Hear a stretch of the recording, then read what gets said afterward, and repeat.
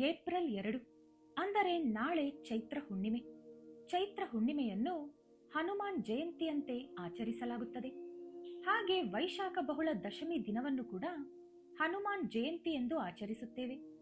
ಈ ದಿನದಂದು ಕೇವಲ ಈ ಒಂದು ಗಿಡ ಮುಟ್ಟುವುದರಿಂದ ಶನಿ ದೋಷಗಳು, ಜನ್ಮದ ದಾರಿದ್ರ್ಯ, ಕಷ್ಟಗಳು ಹೋಗಿ ಮಹಾಪುಣ್ಯ ಬರುತ್ತದೆ. ಮೈಯಲ್ಲಿರುವ ಎಲ್ಲಾ ದೋಷಗಳನ್ನು ಈ ಗಿಡ ಎಳೆದುಕೊಂಡು ಪಾಸಿಟಿವ್ ಎನರ್ಜಿ ನಮಗೆ ಕೊಡುತ್ತದೆ. ಇಷ್ಟೊಂದು ಅದ್ಭುತಗಳನ್ನು ಕೊಡುವ ಆ ಗಿಡ ಯಾವುದು ಅಂತ ಈ ವಿಡಿಯೋದಲ್ಲಿ ನೋಡೋಣ. ಮುಂದುವರಿಯುವ ಮುಂಚೆ ಜೈ ಹನುಮಾನ್ ಎಂದು ಕಮೆಂಟ್ನಲ್ಲಿ ಬರೆಯಿರಿ. ವಿಡಿಯೋಗೆ ಒಂದು ಚಿಕ್ಕ ಲೈಕ್ ಕೊಟ್ಟು ನಮ್ಮ ಚಾನೆಲ್ ಅನ್ನು ಸಬ್ಸ್ಕ್ರೈಬ್ ಮಾಡ್ಕೊಳ್ಳಿ. ಮೊದಲು ನಾವು ಹನುಮಾನ್ ಜಯಂತಿ ವಿಶೇಷತೆಯನ್ನು ತಿಳಿಯೋಣ. ಹನುಮಾನ್ ಜಯಂತಿ ಅಂದರೆ ಹನುಮನ ಜನ್ಮದಿನ. ಈ ದಿನದಂದು ಸಂಜೆ 6ರಿಂದ ರಾತ್ರಿ 9 ಗಂಟೆಯ ಮಧ್ಯೆ ಹನುಮನನ್ನು ಪೂಜಿಸಿದರೆ ಸಕಲ ಕೋರಿಕೆಗಳು ಈಡೇರುತ್ತವೆ. ಆಂಜನೇಯ ಸ್ವಾಮಿ ಸೀತಾರಾಮರ ದಾಸನಾಗಿ, ರಾಮ ಭಕ್ತನಾಗಿ, ವಿಜಯ ಪ್ರದಾತನಾಗಿ, ರಕ್ಷಕನಾಗಿ ನಾವೆಲ್ಲರೂ ಪೂಜಿಸುವ ದೇವರು. ನಮ್ಮ ದೇಶದಲ್ಲಿ ರಾಮನ ದೇವಾಲಯಗಳಿಗಿಂತ ಹೆಚ್ಚಾಗಿ ಹನುಮನ ವಿಗ್ರಹಗಳೇ ಕಾಣಿಸುತ್ತವೆ. ಹನುಮನನ್ನು ಪೂಜಿಸಿದರೆ ಸಕಲ ಶಕ್ತಿಗಳು ಬರುತ್ತದೆ ಎಂದು ಪುರಾಣಗಳು ಹೇಳುತ್ತದೆ. ರಾಮನ ಕಾರ್ಯ ಸಿದ್ಧಿ ಮಾಡಲು ಶಿವನೇ ಹನುಮಂತನಂತೆ ಅವತರಿಸಿದರು ಎಂದು ಪುರಾಣಗಳು ಹೇಳುತ್ತವೆ. ಹಾಗೆ ಪರಮೇಶ್ವರನೇ ಹನುಮನಂತೆ ಅವತರಿಸಿದರು ಎಂದು ಸಾಕ್ಷಾತ್ ಶಿವನೇ ಸತೀದೇವಿಗೆ ಹೇಳಿದ್ದಾರೆ. ಹನುಮ ಸರ್ವದೇವತಾ ಸ್ವರೂಪನು. ಹಾಗಾಗಿ ಅವರನ್ನು ಪೂಜಿಸಿದರೆ ಸಕಲ ದೇವತೆಗಳನ್ನು ಪೂಜಿಸಿದ ಫಲ ಸಿಗುತ್ತದೆ. ಹನುಮನನ್ನು ಪೂಜಿಸುವ ಮನೆಯಲ್ಲಿ ಲಕ್ಷ್ಮೀದೇವಿ ಶಾಶ್ವತವಾಗಿ ಇರುತ್ತಾಳೆ. ಪಾಂಡವರು ಹನುಮನನ್ನು ಪೂಜಿಸಿ ಯುದ್ಧದಲ್ಲಿ ಗೆಲುವು ಸಾಧಿಸಿದರು. ಹನುಮನನ್ನು ಪೂಜಿಸಿದರೆ ಭೋಗ ಭಾಗ್ಯಗಳು ಬರುತ್ತದೆ, ಸಕಲ ಕೋರಿಕೆಗಳು ಈಡೇರುತ್ತದೆ. ಭೂಮಿಯ ಮೇಲೆ ಎಲ್ಲಾ ಸುಖಗಳು ಅನುಭವಿಸುತ್ತಾರೆ. ಸಂತಾನ ಪ್ರಾಪ್ತಿಯಾಗುತ್ತದೆ. ಗಂಡ ಹೆಂಡತಿ ಮಧ್ಯೆ ಅನ್ಯೋನ್ಯತೆ ಬೆಳೆಯುತ್ತದೆ. ಸಾಲಬಾಧೆ ನಿವಾರಣೆಯಾಗುತ್ತದೆ. ಒಳ್ಳೆ ಕೆಲಸ ಸಿಗುತ್ತದೆ. ವ್ಯಾಪಾರದಲ್ಲಿ ಲಾಭ ಹೆಚ್ಚಾಗುತ್ತದೆ. ರಾಜಕೀಯದಲ್ಲಿ ಇರುವವರಿಗೆ ಪದವಿ ಸಿಗುತ್ತದೆ. ವಿವಾಹ ಯೋಗ ಕೂಡಿಬರುತ್ತದೆ. ದೀರ್ಘಾಯುಷ್ಯ ಬರುತ್ತದೆ. ಮೃತ್ಯುದೋಷ ನಿವಾರಣೆಯಾಗುತ್ತದೆ. ಶನಿಬಾಧೆ ನಿವಾರಣೆಯಾಗುತ್ತದೆ. ಹನುಮನಿಗೆ ಸಂಖ್ಯೆ 5 ಅಂದರೆ ತುಂಬಾ ಪ್ರೀತಿ. ಹಾಗಾಗಿ ಅವರ ದೇವಾಲಯದಲ್ಲಿ 5 ಪ್ರದಕ್ಷಿಣೆ ಮಾಡಿದರೆ ತುಂಬಾ ಒಳ್ಳೆಯದು. ನೀವು ಹನುಮನಿಗೆ ಸಮರ್ಪಿಸುವ ಹೂವುಗಳು ಅಥವಾ ತಾಂಬೂಲ ಅಥವಾ ಹಣ್ಣುಗಳು ಎಲ್ಲವೂ ಕೂಡ 5ರ ಸಂಖ್ಯೆಯಲ್ಲಿ ಇರುವಂತೆ ನೋಡಿಕೊಳ್ಳಿ. ಹನುಮನಿಗೆ ಹೂವುಗಳಲ್ಲಿ ಪಾರಿಜಾತ, ತಾವರೆ, ಮಲ್ಲಿಗೆ, ನಂದಿವರ್ಧನ, ದಾಸವಾಳ, ಕನಕಾಂಬರ ಹಾಗೂ ಎಕ್ಕದ ಹೂವುಗಳು ಅಂದರೆ ತುಂಬಾ ಇಷ್ಟ.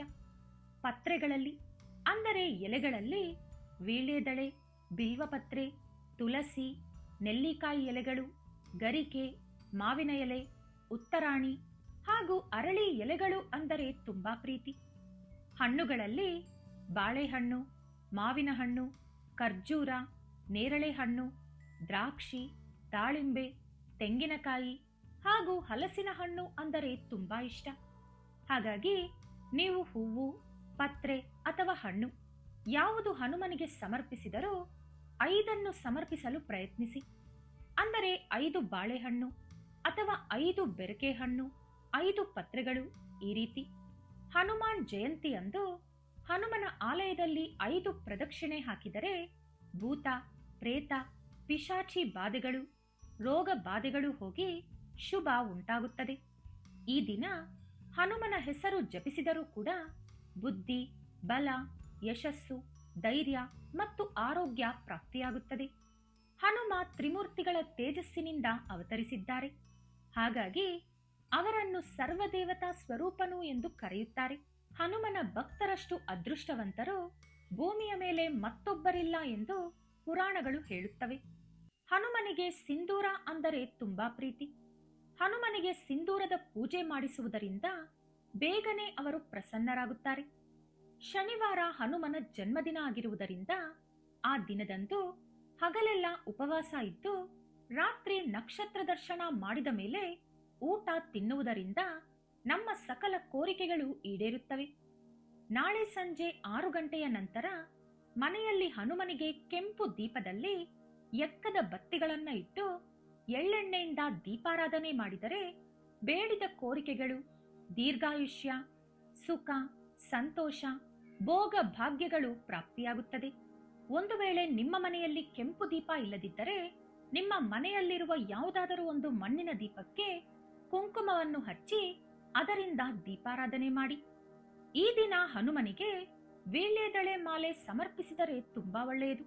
ಸಾಧ್ಯವಾದರೆ ದೇವಾಲಯದಲ್ಲಿ ವೀಳ್ಯದೆಲೆ ಸೇವೆ ಮಾಡಿಸಿ. ಇಲ್ಲದಿದ್ದರೆ ನೀವೇ ವೀಳ್ಯದೆಲೆ ಮಾಲೆಯನ್ನು ಕಟ್ಟಿ ದೇವಾಲಯದಲ್ಲಿ ಸಮರ್ಪಿಸಿ. ಆಗದವರು ಮನೆಯಲ್ಲೇ ಕೂಡ ಹನುಮನ ಫೋಟೋ ಅಥವಾ ವಿಗ್ರಹಕ್ಕೆ ವೀಳ್ಯದೆಲೆ ಮಾಲೆ ಹಾಕಿ. ಹಾಗೆ ಈ ದಿನದಂದು ಹಣೆಯಲ್ಲಿ ಸಿಂಧೂರ ಇಟ್ಟುಕೊಂಡು 108 ಸಲ ಓಂ ಆಂಜನೇಯಾಯ ನಮಃ ಎಂಬ ಮಂತ್ರವನ್ನು ಜಪಿಸುವುದರಿಂದ ನೀವು ಹನುಮನ ಕೃಪೆಗೆ ಪಾತ್ರರಾಗುತ್ತೀರಿ. ತ್ರಿಮೂರ್ತಿಗಳು ಕೂಡ ಹನುಮನನ್ನು ಪೂಜಿಸುತ್ತಾರೆ ಎಂದು ಪುರಾಣಗಳು ಹೇಳುತ್ತವೆ.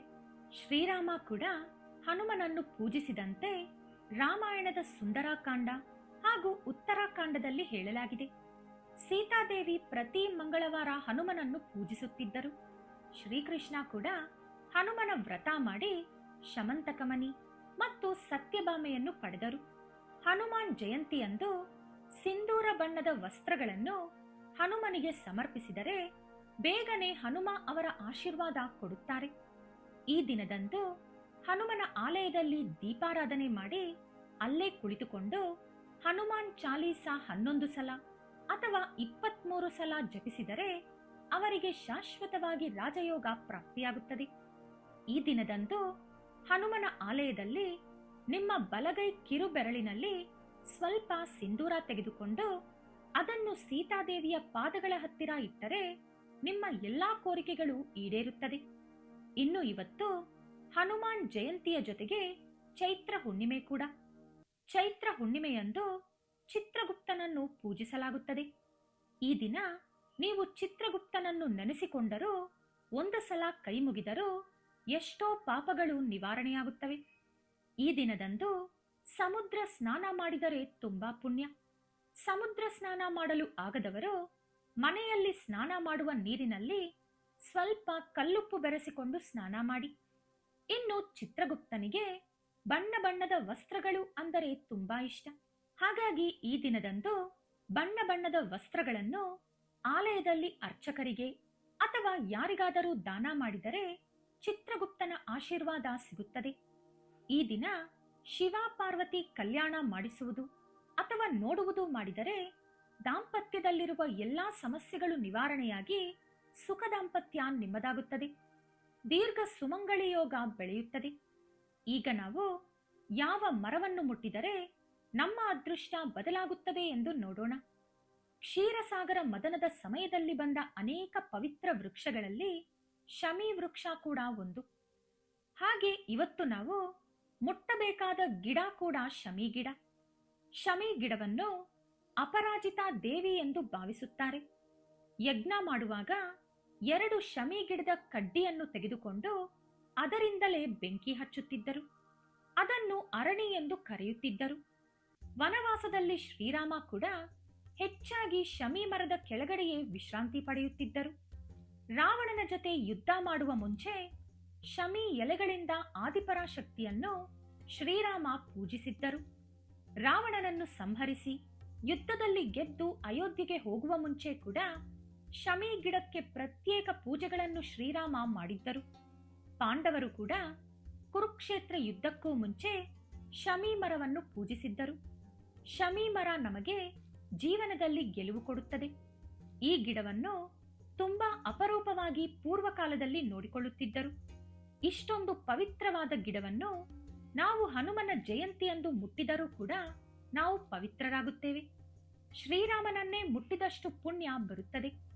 ಜೊತೆಗೆ ಶನೀಶ್ವರನ ಕೋಪವನ್ನು ಕೂಡ ಶಮಿ ಗಿಡ ಕಡಿಮೆ ಮಾಡುತ್ತದೆ. ಹಾಗಾಗಿ ಶನಿದೋಷ, ಶನಿಪೀಡೆ, ಏಳ್ನಾಥ್ ಶನಿ ಹೀಗೆ ಶನಿಗೆ ಸಂಬಂಧಿಸಿದ ಯಾವ ಸಮಸ್ಯೆ ಇದ್ದರೂ ಹೊರಟು ಹೋಗುತ್ತದೆ. ಇನ್ನು ಜೀವನದಲ್ಲಿ ಶನಿ ಬಾಧೆ ಬರುವುದಿಲ್ಲ. ಹಾಗಾಗಿ ನಾಳೆ ಶಮಿ ಗಿಡ ಎಲ್ಲೇ ಇದ್ದರೂ ಅದಕ್ಕೆ ಸ್ವಲ್ಪ ನೀರು ಹಾಕಿ 11 ಪ್ರದಕ್ಷಿಣೆ ಮಾಡಿ ಒಂದು ದೀಪದಲ್ಲಿ 3 ಬತ್ತಿಗಳನ್ನು ಬಿಡಿಬಿಡಿಯಾಗಿ ಇಟ್ಟು ಎಳ್ಳೆಣ್ಣೆಯಿಂದ ದೀಪಾರಾಧನೆ ಮಾಡಿ.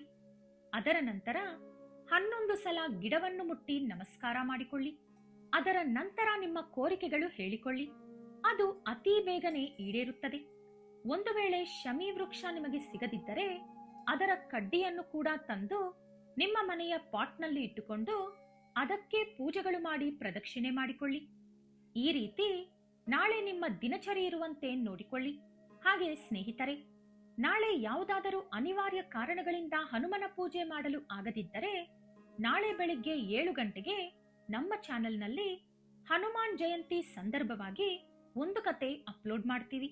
ಆ ಕತೆ ಭಕ್ತಿಯಿಂದ ಕೇಳಿದರೂ ಕೂಡ ಹನುಮನ ಪೂಜೆ ಮಾಡಿದಷ್ಟು ಫಲ ಪಡೆದುಕೊಳ್ಳುತ್ತೀರಿ. ಪೂಜೆ ಮಾಡಿದರೂ ಮಾಡದಿದ್ದರೂ ನಾಳೆ ಆ ಕತೆ ಕೇಳಲು ಪ್ರಯತ್ನಿಸಿ. ದುಪ್ಪಟ್ಟು ಫಲ ಇರುತ್ತದೆ. ವಿಡಿಯೋ ಇಷ್ಟ ಆದರೆ ಲೈಕ್ ಮಾಡಿ, ಶೇರ್ ಮಾಡಿ. ನಮ್ಮ ಚಾನೆಲ್ ಅನ್ನು ಸಬ್ಸ್ಕ್ರೈಬ್ ಮಾಡಿಕೊಂಡು ಬೆಲ್ ಐಕಾನ್ ಕ್ಲಿಕ್ ಮಾಡಿ. ಧನ್ಯವಾದಗಳು.